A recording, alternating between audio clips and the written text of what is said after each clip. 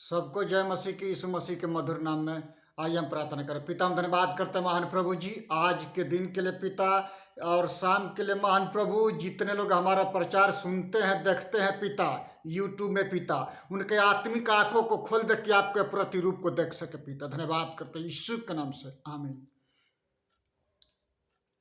मेरे प्रियो, आज हम देखते हैं कि परमेश्वर के सामर्थ्य के बारे में और उसके अनुग्रह के बारे में, कि परमेश्वर मेरे और आपके जीवन में वो दिन प्रतिदिन अनुग्रह करते हैं और सामर्थ्य देते हैं। परमेश्वर जिस प्रकार से भजन संहिता 63 उसका 2 पद में हम पढ़ते हैं कि इस प्रकार से मैंने पवित्र स्थान में तुझ पर दृष्टि की कि तेरी सामर्थ और महिमा को देखूं।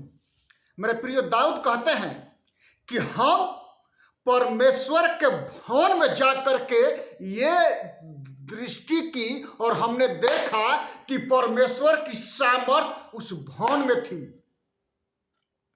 जिस प्रकार से हम पढ़ते हैं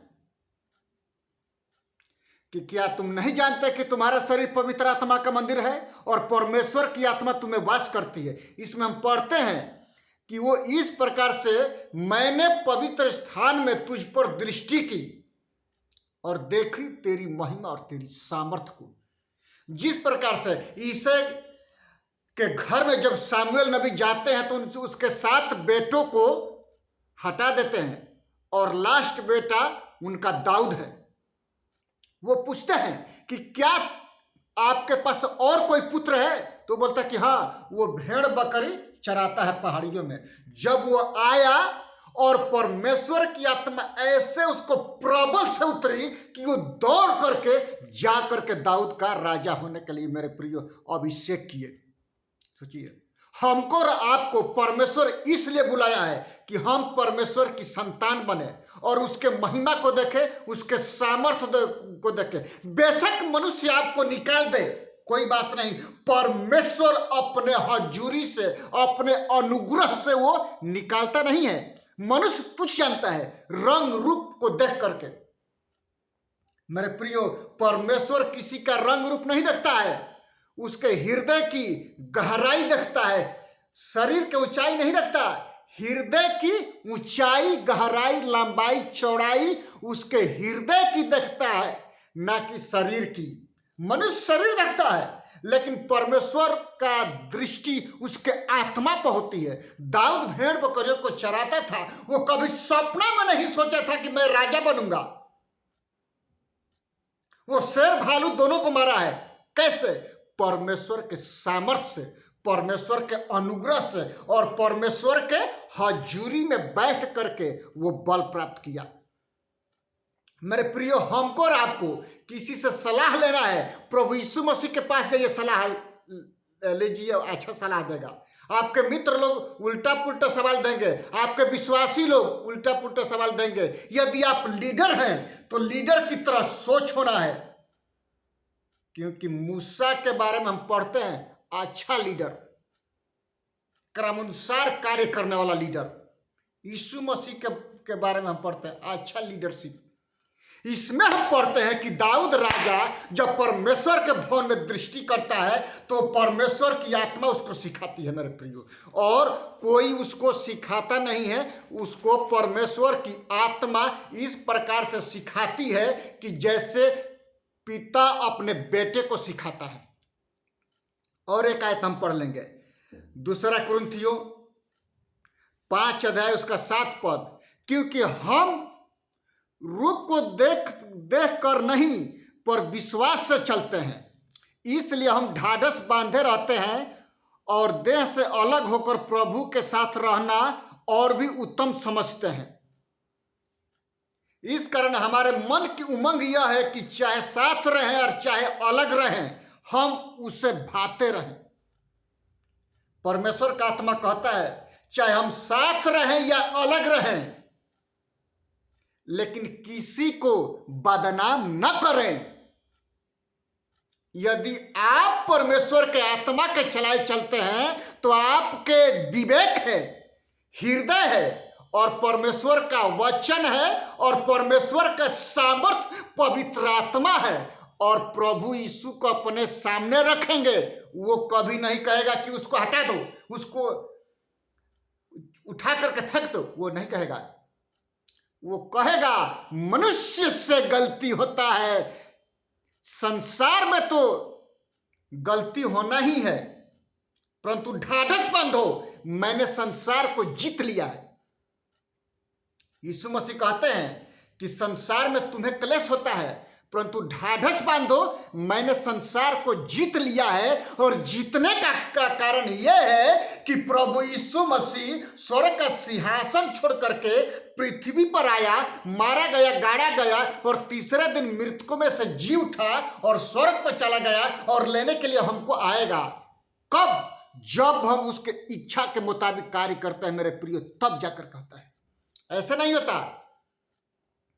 यदि आप पास्टर हैं, आप लीडर हैं, बर्तन 10 गो है, खड़खड़ाएगा।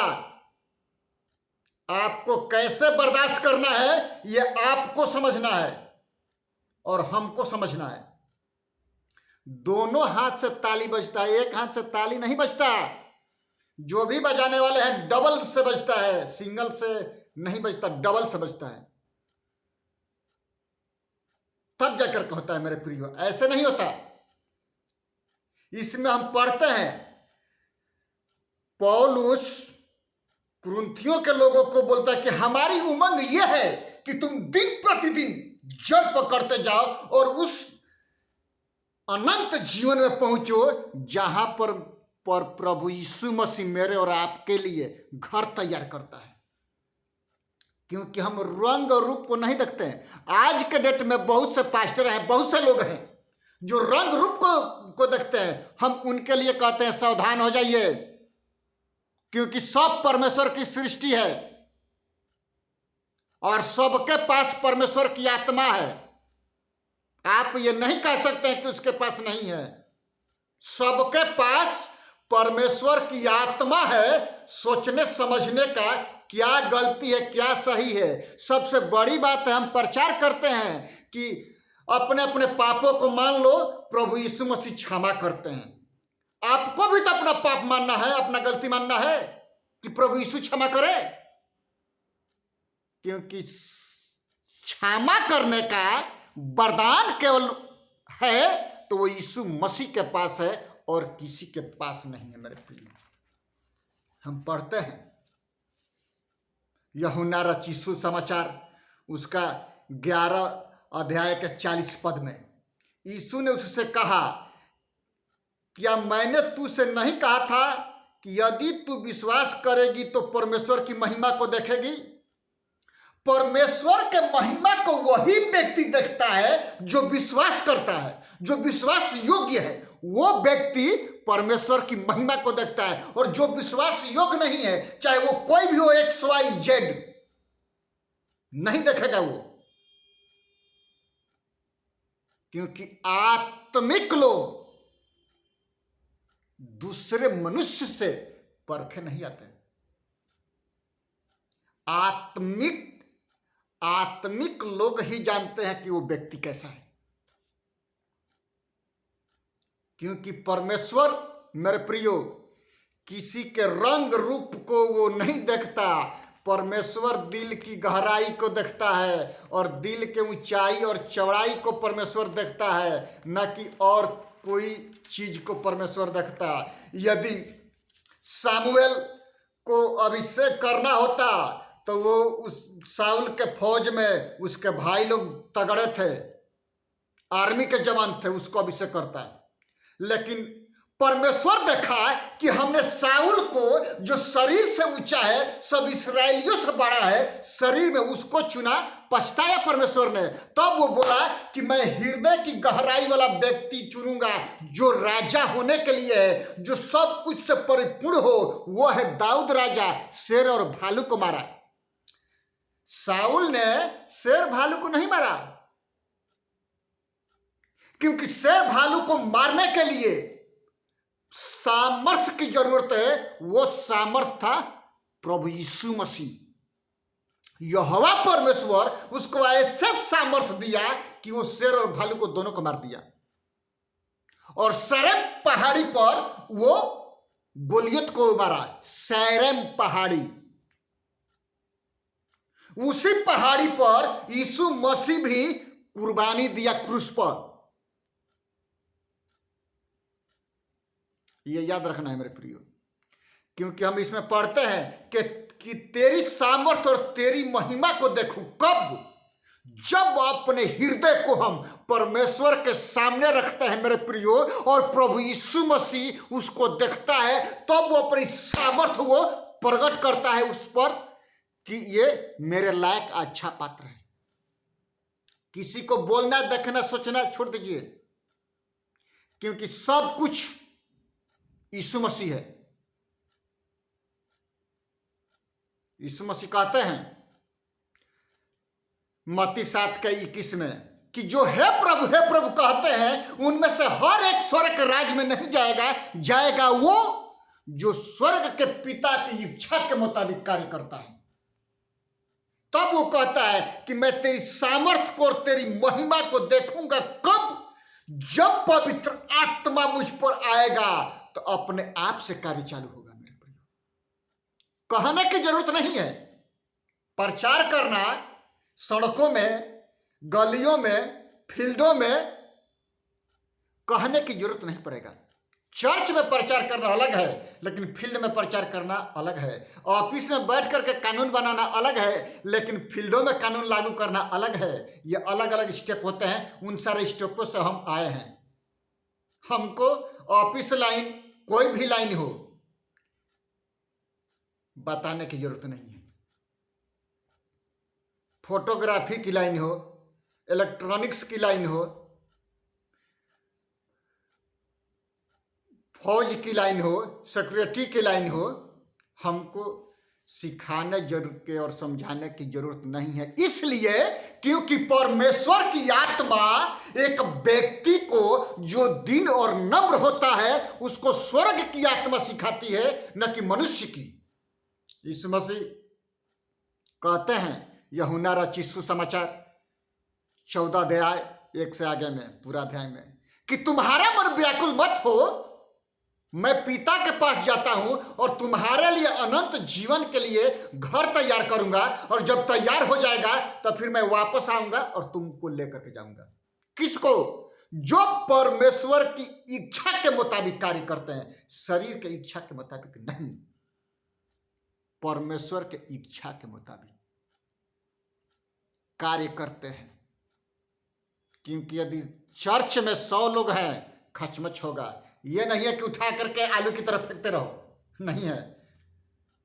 क्योंकि हमको और आपको परमेश्वर इसलिए बुलाया है और बनाया है कि हम उस दलदल में पड़े कीचड़ में से लोगों को खींच करके निकाल करके उनको साफ सुथरा करके वो परमेश्वर के आज्ञाकारी बनाए, तब जाकर के वो मुकुट हमको मिलेगा। मेरे प्रियो, इसमें हम पढ़ते हैं परमेश्वर की सामर्थ, उसकी महिमा कब प्रकट होती है? जब एक व्यक्ति अपने आप को शून्य बनाता है, परमेश्वर की सामर्थ प्रकट होती है और परमेश्वर की महिमा प्रकट होती है। मेरे प्रियो, परमेश्वर इन सारे वचनों से हमको और आपको आशीष करे। आइए हम प्रार्थना करते हैं। पिता, हम धन्यवाद करते हैं महान प्रभु जी कि जितने लोग इस मूवी को देखते हैं पिता, उनके आत्मिक रीति से परिवर्तन कीजिए महान प्रभु जी।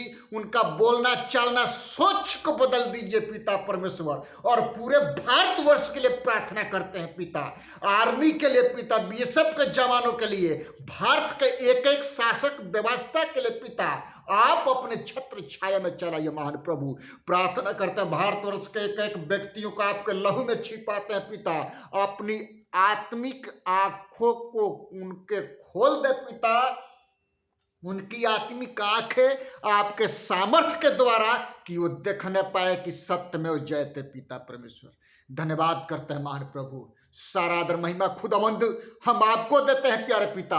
आपके बेटे उद्धार करता प्रभु यीशु मसीह के नाम से मांगते हैं, आमीन। यीशु मसीह का अनुग्रह, परमेश्वर पिता का प्रेम और पवित्र आत्मा की संगति और सहभागिता अब से लेकर के आने वाले दिन तक होती रहे, आमीन। प्रभु यीशु मसीह आप सबों को आशीष दे। सबको जय मसीह की।